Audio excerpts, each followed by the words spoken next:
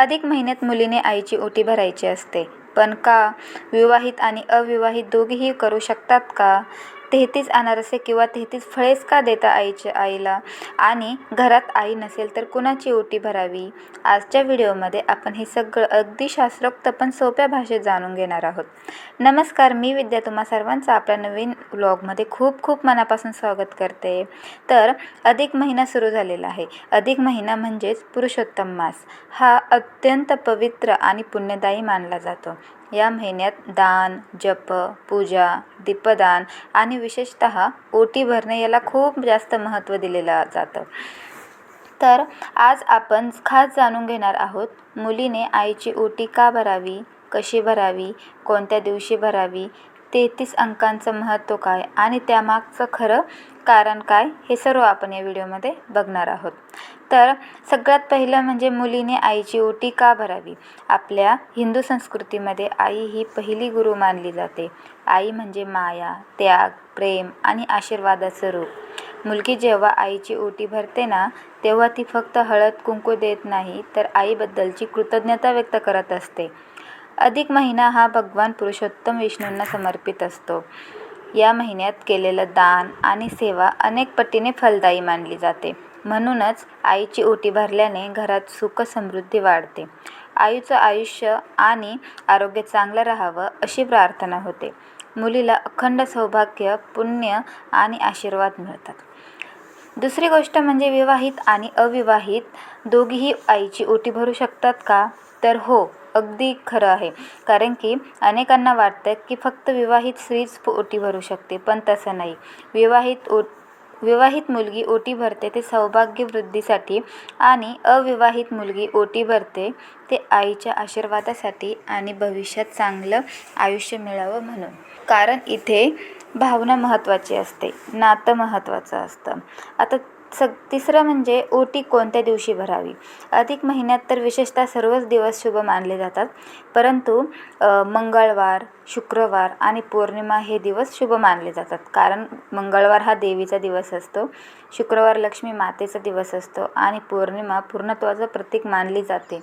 त्यामुळे या दिवशी ओटी भरल्याने शुभ फळ मिळतं असं मानलं जातं.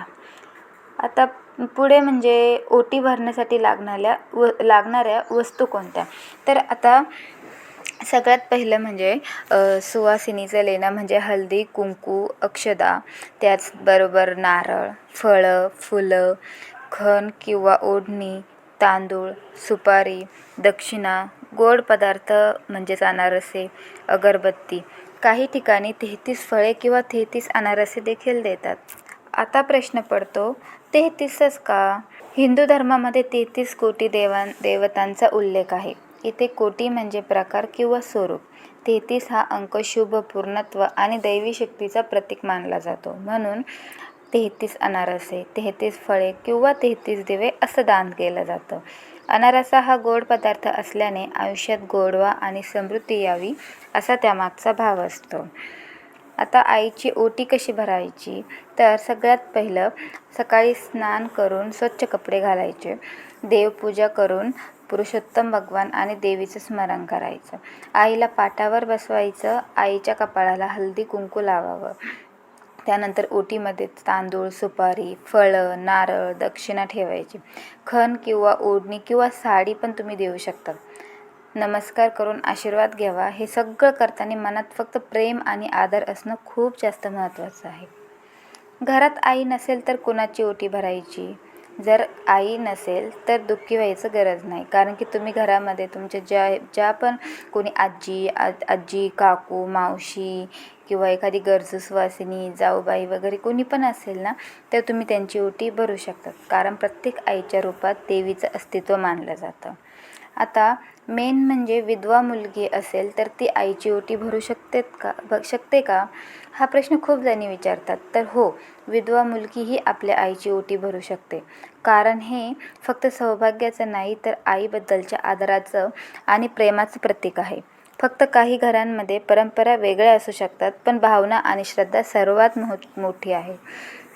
आता सून सासूची ओटी का भरत नाही, आपण हे बघूयात. मुलगी आईची ओटी भरते परंतु सून सासूची ओटी का भरत नाही? तर काही ठिकाणी अशी परंपरा असते की आई मुलीची ओटी भरते पण सून सासूची ओटी भरत नाही. यामागे कारण म्हणजे मुलगी ही माहेरच्या नात्याने आईला कृतज्ञता व्यक्त करते, पण अनेक घरांमध्ये सून सासूची ओटी भरतेही हे पूर्णपणे त्या घरच्या परंपरेवर अवलंबून असते. जर तुमच्या घरामध्ये अशी परंपरा असेल तर तुम्ही सासूची ओटी भरू शकतात. ओके. तर अधिक महिन्यात जोडवी बदलायची असतात, पण ती जोडवी का बदलतात? तर अनेक स्त्रिया अधिक महिन्यात नवीन जोडवी घेतात किंवा बदलतात, कारण हा महिना शुभ मानला जातो. तर तुम्ही जेव्हा जोडवी घ्याल तेव्हा चांदीची जोडवी शुभ मानली जाते, कारण की ती अगदी साधी आणि आरामदायक असते. तर कोणती जोडवी घेऊ नये?